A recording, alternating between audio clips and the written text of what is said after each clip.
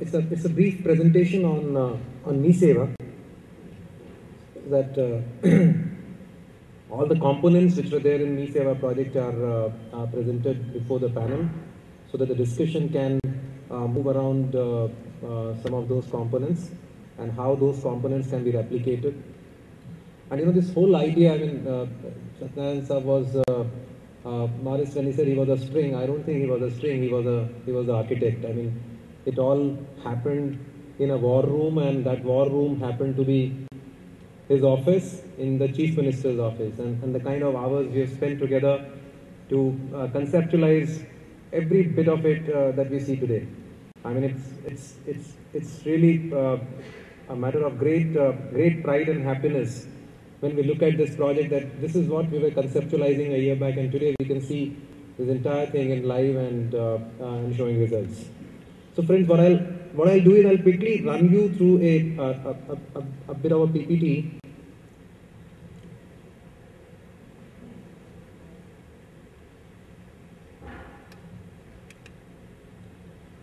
Yeah, it's there. So I think all this has already been said. A lot of people have been asking. There are people who have come from outside. What does MeSeva mean? I mean, me is in Telugu means aapki in Hindi, which is at your service. And the concept is it's a single entry portal. When I say single entry, because what we are looking at is one integrated window for citizens who have to interact with various government departments.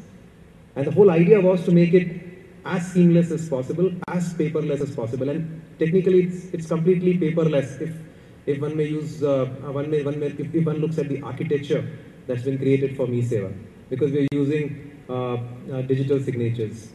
One important aspect has been the central pooling of all the records. As Satyanarayana sir pointed out, it's a proactive measure here that we have already pooled all the records, got them digitally signed, and put them in a database so that they can always be given out using a web service, not as a kind of a reactive mechanism, but as a proactive mechanism. And this idea also actually came in from our Chief Minister himself, who was very clear from his field experience that services which are given across the counter, which are not monitored, I mean, if you start monitoring citizen charter timelines or even some of these elementary databases, then we've lost the key.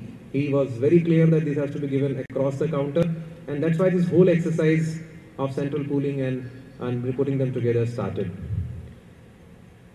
Important thing is that whatever we issue, any document that is being issued through MeSeva, we have done 70 lakh transactions, they're all verifiable electronically. So it's a kind of a virtual record room which has been created. And this would be of great help for even posterity. I mean, 10 years down the line, if you want to verify what has been signed in a particular office, Tehsil office, you have the record available, so it becomes completely tamper-proof, and there is no way it can be disputed, and there's no way somebody can do a particular job which is not supposed to be doing.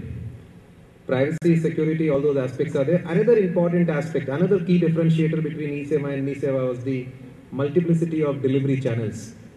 See, monopoly is bad. People say public monopoly is bad, yes, but private monopoly will be worse. So keeping that in mind, we have tried to create multiple delivery channels. eSeva was primarily confined to the urban areas. MeSeva is all in urban, rural, multiple delivery channels. It's integrated the eSeva, it's integrated the CSCs, it's integrated the AP online centers, even some of the government centers. Everybody has all these channels have been integrated, and everybody is supposed to be having a common look and feel and a design so that it gives the feel of MeSeva. Again, quoting from Satyanarayana, he only coined this phrase that it's actually MeSeva is. We were doing few GTC services.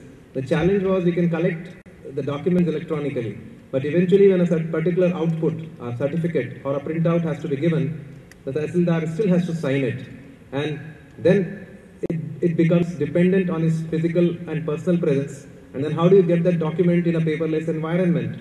So all these challenges could be mitigated by making use of the digital signatures. I'm very happy to tell you that we should possibly be the only state in the country where all the Tehsildars, all the sub-registrars, municipal commissioners, medical officers, all the functionaries who are part of MeSeva have digital signatures. Not just have the digital signatures, but have also now got the capacity and understanding to make use of the digital signature and the environment. And one big change that happened is in the form of a wave. MeSeva became possible because it came as a wave. It came as a cyclone, if someone may use that word. And it swept all these moribund processes that we had earlier, projects which were lying. I mean, we had a CSC project for almost 3 years, but you'd be surprised that not even 10% of them were actually viable and functional. And today you have more than 5,500 CSCs functional. Yesterday in the evening, a particular company won the award for the CSC. The same company had put in absolutely no resource and were not able to run these centers earlier. So what actually happened is it created that wave, and in that wave brought everybody together and made them flow in a particular direction. Some of the salient features of MeSeva, the legal backdrop, the legal arrangement which has been done is the ESD rules. Again, drafted in the minds of Satnayana earlier. We worked on it and eventually got the ESD rules under the IT Act 2000. And this provides a legal backdrop and a mechanism for the digital signatures, how they have to be repudiated, how they can be revoked, how they can be challenged, how to make use of them, set the rules for the authorized agents who are running the MeSeva centers, and a whole range of legal issues are being covered as part of the ESD rules. And the services and its categorization.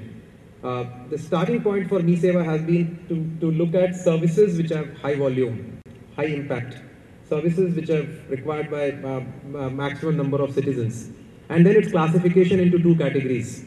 Broadly, those which can be rendered across the counter and those which will require a bit of a workflow, which would require maybe some field inquiry or some discrete inquiries and stuff like that.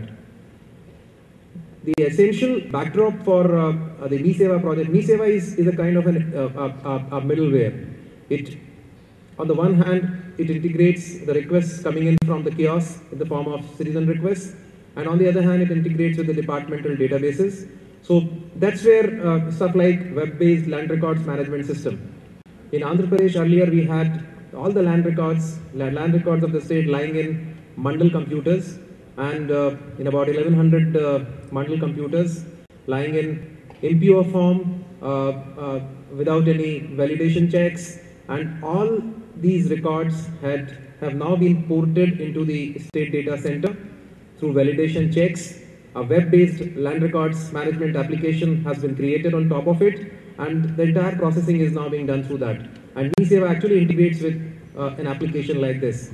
In various other cases also, MeSeva integrates with the departmental application and thereby transmits the requests which have come in from the citizen into the departmental workflow wherever required, and receives the message back the moment it gets cleared in the departmental system.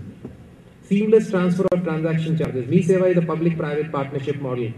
In this, we collect user charges, and these user charges are apportioned to various stakeholders, starting from the kiosk operator, whom we call the village level entrepreneur, till the last place where the director ESEVA, ESD, who is the owner of the project, gets a particular share to build this entire infrastructure. Everybody has a particular share. Departments have a particular share so that they can run the MeSeva services appropriately. And this entire amount is devolved to all these functionaries through a financial management system, which is again a hallmark of MeSeva, because there is no requirement of audit. There will be no audit paras. The amounts get collected, gets reconciled, and the amount gets sent to various accounts in a fly. Real-time monitoring of transactions. As pointed out, the beauty of the project lies in its quantitative monitoring, and that's where MeSeva scores. We know at any given moment what's happening in the field, what are the transactions which have taken place, what are the cases which are pending before a particular functionary, and based on that, SMS integration, a mobile integration, where a citizen gets the SMS pertaining to the transactions which are taking place. Every functionary gets a customized SMS telling him the pendency at his level, and thereby generates urgency and momentum in the disposal of those applications. As I mentioned, as part of the ESD rules, we have also created State Electronic Certificate Repository, which is our kind of virtual record room where all these certificates which are issued under MeSeva are put there. I've already mentioned about the ESD rules and the categorization. I'll skip this.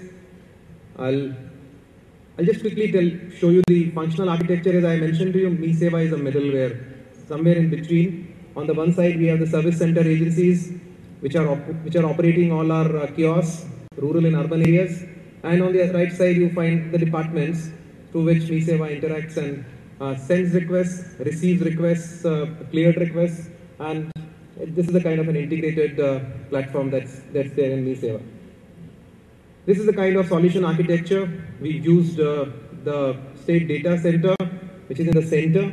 You have the statewide area network, which has connected all the departmental offices. We have gone in a big way and then there's a lot of horizontal connectivity to various offices.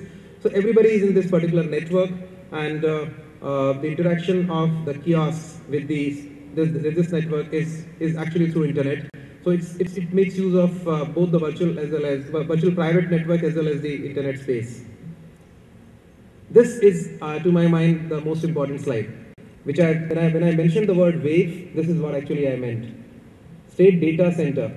We had the state data center earlier, grossly underutilized, but now with a project like MeSeva, now you see that we have started to plan for the phase 2 expansion of the state data center.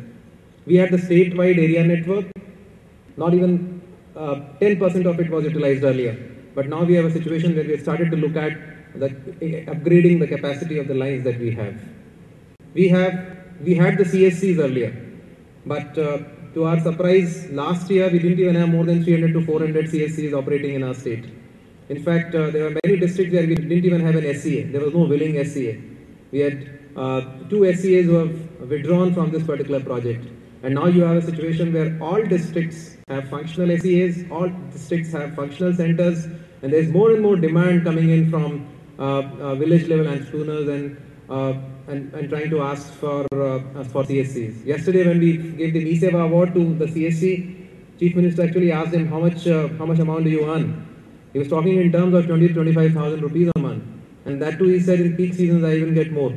I mean, this is quite amazing. I mean, earlier you had a situation where they're not even able to get 2 to 3,000 rupees. So we have also, I mean, by doing all this, what has actually happened is all these programs which are there have got a new lease of life. And now we have the SSDG project, which is going to contribute 48 new services for MeSeva. By December end, we are adding 48 services, and all these are coming from SSDG. E-District, the project which has now been given huge flexibilities by the IT Ministry in Delhi, and it's going to give the hardware support now. We are going to add some 40 odd services coming in from E-District as well. So you will what I'm trying to say is all the MMPs which were supposed to be required for a project like this have now got their optimal utilization with a project like MeSeva. This is the list of number of centers in the counter. That's multiple delivery channels. The whole idea was that citizens should have the right to move from one kiosk to another if there is a problem in a particular kiosk. This is how these user charges get distributed, basically to ensure sustainability. Now, district e-governance societies, again, is a hallmark of MeSeva. MeSeva is actually a fairly decentralized project. Although the entire activity is to centralize records and create centralized applications, but the implementation is all done in a decentralized manner. So a lot of flexibilities have been given to the district e-gov societies in the implementation of all the components of MeSeva. And besides this, financial autonomy has been given to DEGS. And with the money going in from MeSeva, 7 rupees from this 25, it's quite a sizable amount, it goes to the district e-gov society. We have done about 70 lakh transactions. So you can imagine we have actually transferred in the last 4 to 5 months about 5 crores to the district e-gov societies. Approximately about 20-30 lakhs rupees in the last 4 to 5 months to every district has gone for making use of to make use of that money and put the resources together. This is how this amount gets shared. Yesterday, a study was done, an impact evaluation and a sample survey was done by Institute for Public Enterprises of Osmania University, and the report also presents that more than 97% of the citizens interviewed actually express their happiness with the MeSeva project. There are constraints, there are issues, there are issues of change management, but from the citizen point of view, they are happy because they are able to get their tasks done in a limited time frame. This is the kind of list of services. I'll not go through all that, but this is the 45 services that we currently running in MeSeva. As I mentioned yesterday, actually was again a milestone for us because we have crossed 7 million. And if you look at it, our 70 lakh transactions that we have done, about 33% of them are category A, which are actually across the counter. About 47 lakhs, say about 50 lakhs are category B, which have gone into a workflow. And if you look at these 47 lakhs, what is spending beyond the citizen charter time limits is roughly 30,000 at this particular moment, which again is, although a big number, but still it looks quite small in comparison to the overall size of the project and the complexities involved, and the departments involved, tehsil offices involved, sub-registrars involved. We are actually doing about 70,000 transactions on a daily basis. You heard our Chief Minister, his target was 1 lakh a day, 100 services minimum. In fact, in this month itself, we had touched 91,000 transactions, even with 45 services. So when more and more services and departments get added, eventually we'll definitely reach this target of 2 crore transactions a year or 1 lakh transactions in a day. And if you look at the projected savings, I don't want to comment on this. There may be multiple guesses here, but the fact remains that it's definitely made the life of the citizens easier and much more user-friendly. This is how the certificates look like. They are digitally signed, and although for cosmetic reasons, we actually gave a printout. We need not do that in a digital environment, but just for cosmetic reasons and satisfaction, we still gave a printout. It carries a facsimile and actually gives the citizen an impression that this is a certificate which was actually being given to them earlier as well. While actually this is a digitally signed paper, it's not a paper, digitally signed certificate, and it's verifiable digitally by the users and the stakeholders. Just quickly, now it's become a plug and play approach for us in MeSeva. It's become very easy for us because we know the standard drill, we know the technique, and this is how we follow that. And the most important aspect here, I'll not talk about the rest, but is the training aspect, training and capacity building. What MeSeva actually has done is a huge boost to the IT readiness and capabilities and capacities of the individuals who are working in the field. And this we also feel is a fairly important job whenever we have to add any new service or any new department into the MeSeva fold. This is what we do for the new services development. AP Online is a partner in this entire project. But as I mentioned again, there also we have got multiple partners, because SSDG services are coming from the SSDG partner and the e-district services will come from the e-district partner. And this is how these replicability aspects are. It's easily replicable. It can be moved to any platform. There may be it should be as easy as adding a district in our situation, if you have to kind of add it to any other state with minor variations here and there. And in conclusion, I'd like to mention that MeSeva actually is a true convergence of all these NEGP initiatives. And it's actually revamped many of these moribund processes. In fact, yesterday, the collector from Khammam, who received the MeSeva award, presented a very important aspect of how MeSeva has actually brought into fore a lot of those old practices which were there. He cited 2 things which I just like to tell you. He was telling me in many of his tribal areas where non-tribals are not supposed to be owning lands. Earlier, in the previous system, manual certificates, copies of land records were issued to the non-tribals, and this practice was in continuance for more than 30 years. Now with MeSeva, because they're all in a database which has been digitally signed, a tehsildar cannot sign all this, and there is a kind of an issue there that people are not getting, the non-tribals are not getting these certificates. But that was a wrong practice which was earlier there. So there may be minor issues now, but I mean this is what has come to the fore. Also through the MeSeva, we got to know that in many districts they were even issuing caste certificates like on an ad hoc basis, which has actually no validity. A caste is a permanent record. It cannot have some ad hoc or temporary. It cannot be issued on a temporary basis. There are many processes also which got revamped through the MiSeva approach, and I think that's where projects like this play a huge role. At the same time, it's also a precursor to the Right to Services Act. Madhya Pradesh already has one, and now MiSeva actually provides the perfect platform for us to introduce the Right to Services Act, because figures are available and one can definitely quantify the losses caused to the citizens. And to just end my presentation, a quote from the father of the nation himself, that we actually got to be the change that we wish to see in the world. Thank you.